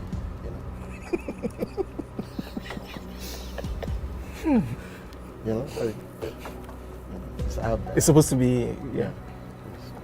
I just said, look, I give you this one as a token of my appreciation. Sony. Drink! Wait, I'm not done. You did not say final answer. It's final answer. You did not ask me if that was my final answer. You don't have any choice again. It's only Nikon. how many cameras do they have? My Nikon. friend to drink. I gave you a very easy something. Nikon now.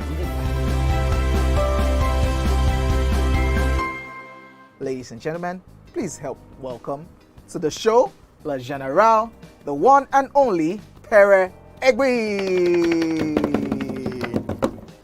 Which of the following is false about teeth? We are born with 20 primary teeth. Teeth are the hardest substance in the body. Teeth are the strongest bones in the body. Teeth is not a bone, actually. Teeth can self-repair. The strongest bone in the body, no. Teeth is not a bone. Final answer? Teeth is not a bone.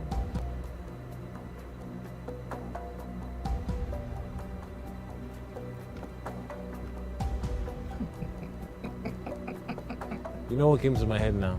That sound. Crickets.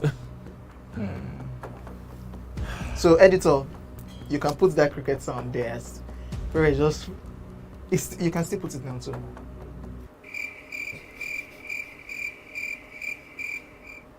When was the first Gulda ultimate search?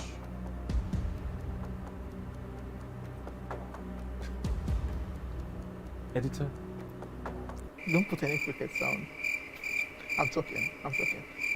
Okay, Pere. How many times has Ghana qualified for the World Cup? 5 times. Hey, you can't do that now. That's what it is. Wait. Calm down. Why are you like this? This is your team. Small play now. They will not Somebody cannot play with you again. They will not be impressed though. The team that you're supporting. And Ghana will be alright. Yeah, that's last. Charlie? Cheers, Charlie.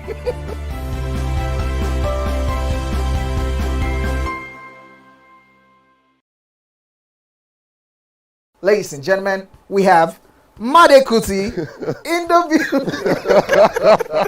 It's still 7 of 7, and we've been doing a whole lot of protesting. The only thing that remains is just to carry placard. It's about 5 of 7, to be honest. Because, ask your question. I have so much to speak about. Ladies and gentlemen, we have Made Kuti in the view. It's still 7 of 7, and we've been doing a whole lot of protesting. The only thing that remains is just to carry placard. It's about 5 of 7, to be honest. Because, ask your question. I have so much to speak about once we finish. We'll not give you the time. Tuesday, so we have our doctor segment here. So according to reports, more than 1 billion people around the world live with hypertension, which is high blood pressure. It's a major cause of cardiovascular disease and premature death worldwide. In commemoration of World Hypertension Day, we have a consultant cardiologist at Federal Medical Center, Ibutimeta, Lagos, Dr. Oladeji Olajide. Welcome to the show. Welcome, yes. sir. Good to have you. Good morning. Good morning. Yes. So we hear about this high blood pressure all the time, hypertension. I know we've talked about this several times, but let us, for those who don't have an idea, what exactly is hypertension? All right. Thank you very much for that question. Hypertension is defined as a blood pressure at which there's more benefit in treating than not treating.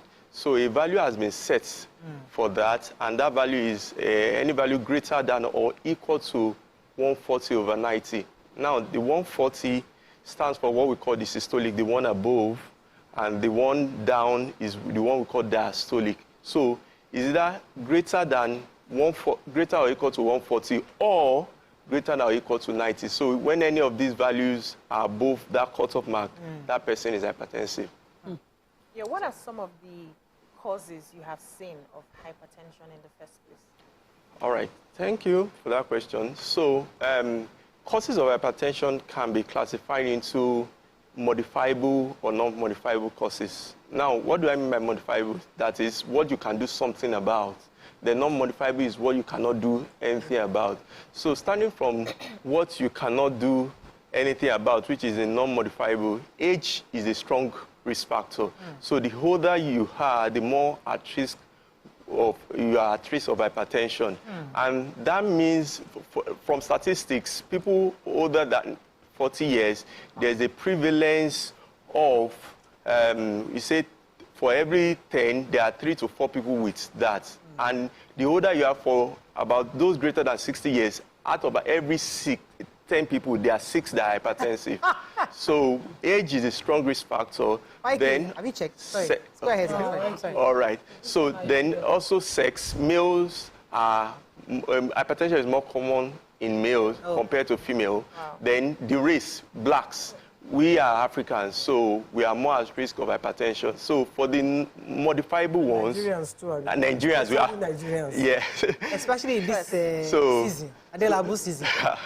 So for the modifiable ones, there's a sedentary lifestyle. People don't move around. You watch much TVs.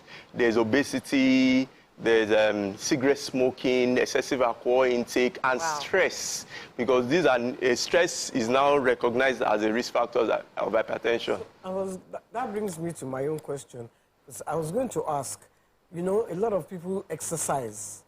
Do you think you exercise? If you exercise, you still have the tendency to have high blood pressure? All right. You exercise on a regular.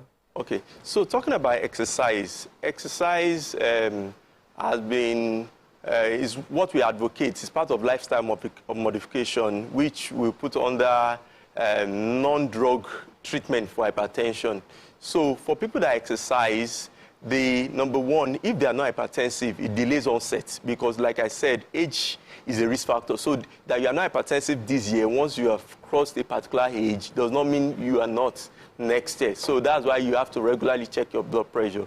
Then for people that are not hypertensive at all, if they regularly exercise, they will delay this onset. They might not get to that level of being hypertensive. Then for people that are hypertensive, if they have not gotten to the level in which they should start medications, they might be able to modify this risk and not commence blood pressure medication by regular exercising. When you say check regularly, how often?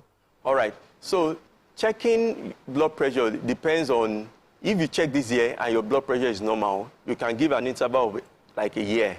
But if you are already hypertensive, it has to be more frequent than that. And the frequency depends on whether you have achieved control or not. So for some, if you just commence treatment, it might be every day for like a week.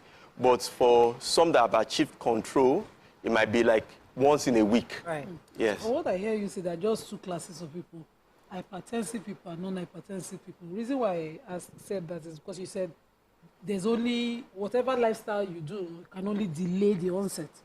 That's what you said about the exercise question Waike was asking. So it's not like there's a thing you can do that even when you are predisposed genetically to hypertension, that would completely wipe the chances of you getting to that point out. No, yes, you're right. In terms of the risk is ongoing. It's a lifelong risk.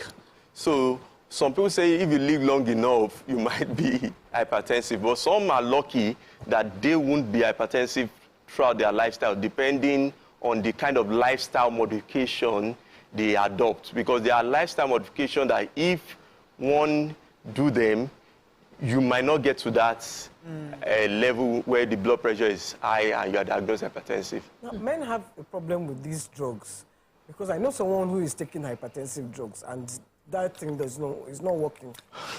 How is it not working? Yes, they need to change it. It's not working. Change it. Okay. What happens when? So talking about drugs, there are many classes of hypertensive medications, and they have been well researched into to know which one men should take, which one females can take, and which one is safe in pregnancy and which one should not be used in pregnancy. So like the one you talked about that will not cause erectile dysfunction, there are some of those hypertensive medications that will cause it. But if you meet a doctor, they will not put you on that.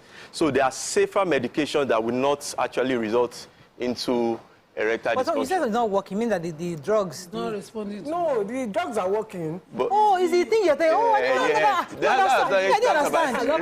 And that is very frustrated. Oh, yeah. I didn't understand. I didn't get that. You have girlfriends all over How did she communicate that? I didn't understand. I know, because it's a common question, it's a common concern with our patients. She meant that the high blood pressure drug is not working. No.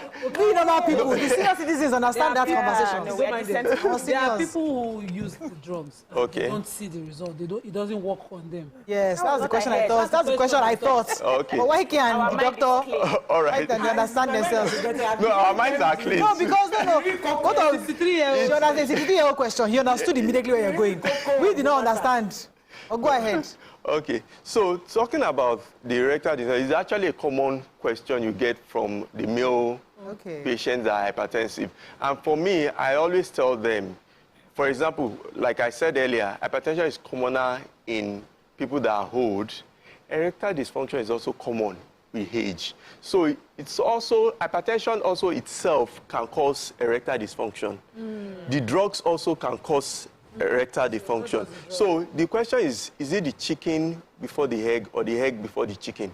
So choose one. So it might be that the person already have the erectile dysfunction or he didn't have at all. So an issue was already being I said he had girlfriends all over the place. He had about 3-4 now, our girls will pay that's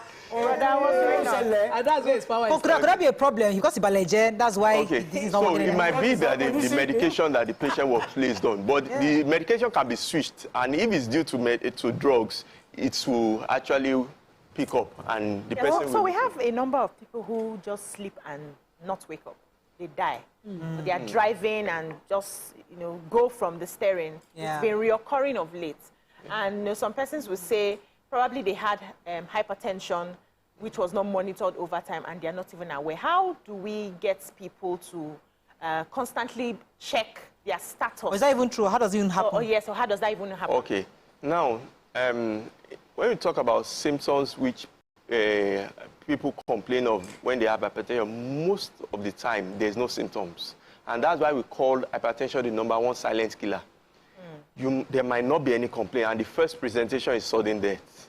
And that's why the only way, it's not written on the forehead, you might not know. Hey. That's why the only way you know you're hypertensive is actually checking the blood pressure. Is in doing it, checking the blood pressure. So you can be healthy. You can be active, there might not be any symptoms, there might not be any headache, there might not be any blurry vision, there might not be any chest pain. And the first time the person is noticing that there's blood pressure, will be sudden, then him getting to the hospital, presenting in emergency. And presenting with stroke, presenting heart failure, presenting with kidney disease. So that's why there's a lot of advocacy on making people to get aware of hypertension, that you should check your blood pressure. And that's why the team for this year from the World Hypertension Society is know your numbers. You need to know your numbers. But how accurate are these digital ones that they are selling? Because I have how many? My mom, 2. My father, we have it too many in the house, and I'm wondering, sometimes I think these things are just too many. There's the wrist, there's the, so which one is accurate? All right. So, like you said, there are many blood pressure apparatus, from the mercury in glass, the old one that you see nurses use where you use the stethoscope. There's also the digital, where is the arm. Yes, there's buy and take home. Take home. There's a wrist. Okay, so like everything is evolving, technology is evolving. The old one that we normally use, which is the mercury in glass, it's been said that the mercury has it can be poisonous if it breaks, so it's been phased out. Actually, you can only find that in Africa or third world country. So what we actually use now and we advocate is the digital, but the arm one, not the wrist, not the fingers, because there are a lot of things. Now, why is that is, for the blood pressure to be accurate, the arm where you are checking must be at the heart level. Okay? So any other thing you are checking does not reflect the pressure in the blood, in the heart, yes, or in the pipes. So now talking about how accurate are these digital. Now, there is a website where you can check whether your instrument has been validated, where you check your instrument that you're using. Yes. Okay. So, or when you buy one, you can take it to the hospital, see your doctor, and they will check. So they will use yours to check your blood pressure. Use that that has been well calibrated and validated to confirm and correlate. Okay. I do that for some of my patients. Let's talk about the use of salt. Okay. Sorry. So when you say heart level, how do, because at the hospitals they do the handling. No. That heart level. They say like this hospital. No. They say like this. No. So you check like this. Your table has to be a bit high to support the hand. So your heart is somewhere here. So it will be at the heart level, so that. Yeah. No, so you are not going to check your blood pressure so you like. You can't this. do like this. No. Let's talk about salt for a moment, because some people just say stop eating salt. Once you stop eating salt, you have good high blood pressure. Is that correct? Okay, that is not totally true, but there's some element of truth in that. Now, like I talked about earlier, that in treatment of hypertension, there are two ways. You talk about lifestyle modification, and you also talk about drugs. So once, for people that their BP is not elevated, you talk about lifestyle generally. So one of those lifestyle modification is salt. So we advocate reduction in salt, because salt is also still good for life. So the way to communicate, there's the dose that is recommended, but how practical is that? We talk about 1,500 milligrams per day, but how do you quantify that? So what I tell my patients is that, or people generally, is that, for example, if your soup is already tasty, you don't need to put that in the rice. So that balances out. So it will just be, the food will just be there. So and when you are eating, you don't add extra salt to your meal.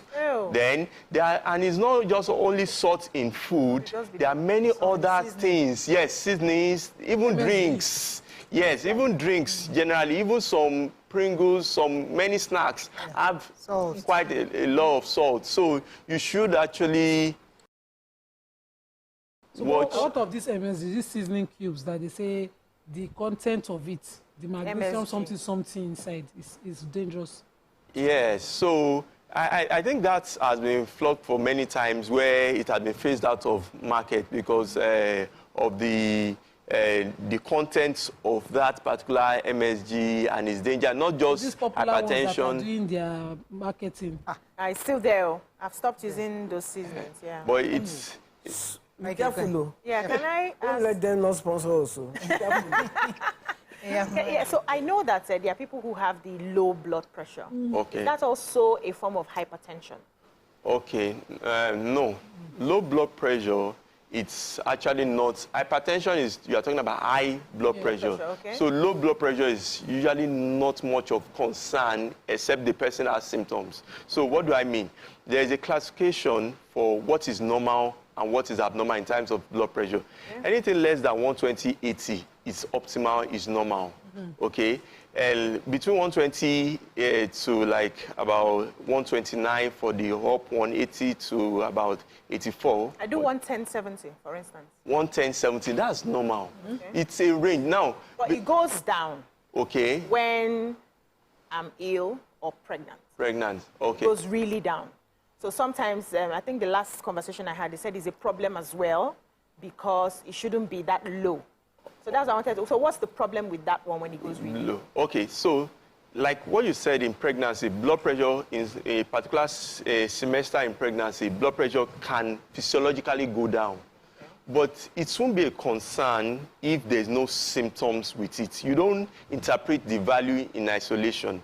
Now, you have to compare, is there a complaint like weakness, dizziness, fainting? Yes, so for that, that's a concern, that's an issue. So you have to probably rehydrate the person. So there are some conditions that cause blood pressure to be too low, like if you are vomiting excessively, if you are stooling, diarrhea, if you are not eating and you are dehydrated. So like this kind of weather, when it's sunny and you're losing water through every means, blood pressure can be low. And when it's low and there's symptoms, you have to rehydrate that person. Yeah. So let's jump in here. Yeah, I was going to ask, there are times when if you measure this hand, last time I did my own, I measured this one, I was 120. When I did this one, it was 137. What does that mean? All right. So that's actually like the way all the parts of the body are not equal. Blood pressure are not the same in the two arms. So what we do is, the first time you come in a clinic setting, we check the two arms, okay? Then from there on, we use the higher one to keep monitoring.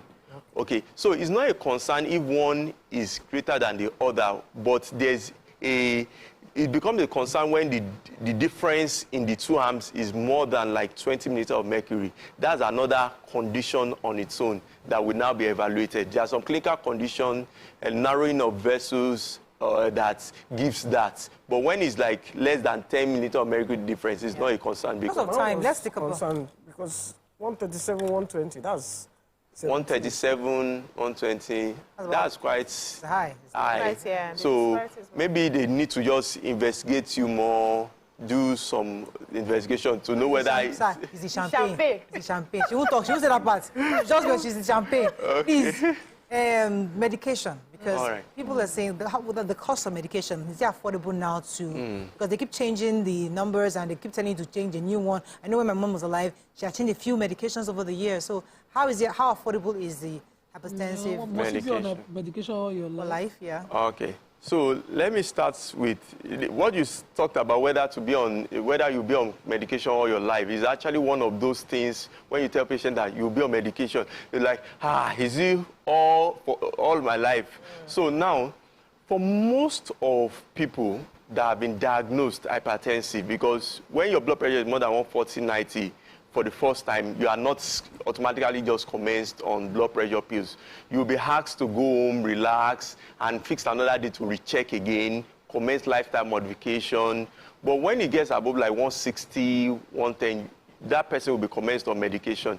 And when you are commenced on medication, that medication most likely will be for life.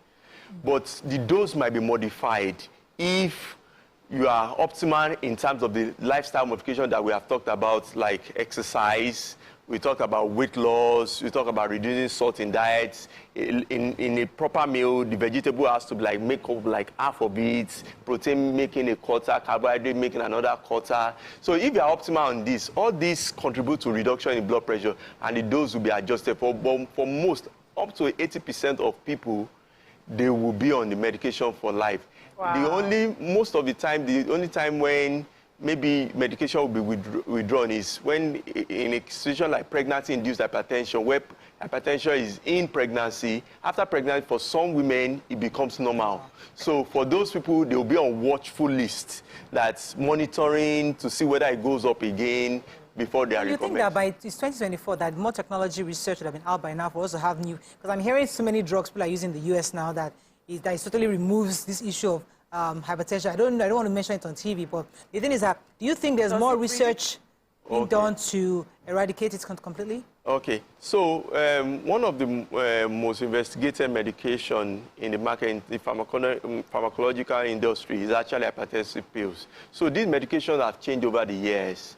And most of the newer medications are not just about lowering the blood pressure, it's also about the protection they offer in terms of heart protection, kidney protections, and the brain protection, the eye protection. So it's more than lowering medication, lowering the blood pressure. So talking about technologies that will take away research, taking away blood pressure completely, I would say that the technology that have been technology comes in once in a while, but there are some that are validated that crosses like the pass mark that could be used in population.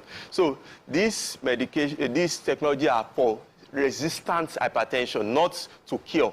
Yeah. It's just to lower, to control it, but you still don't stay off the medication, and lifestyle is still there. To wrap up. Moses Ade is asking, what are the common side effects of these drugs? Okay. So on YouTube, he's asking Moses Ade. All right. So the common side effect of this medication, like forms a class of medication called ACE inhibitor, there's dry cough. Okay. Some of the medication, like amlodipine, there might be leg swelling. And some medication, like Aldomet, for males, there might be erectile dysfunction. Okay. Then for some of there's a class of medication called diuretics where you lose potassium, sodium, where it has to. You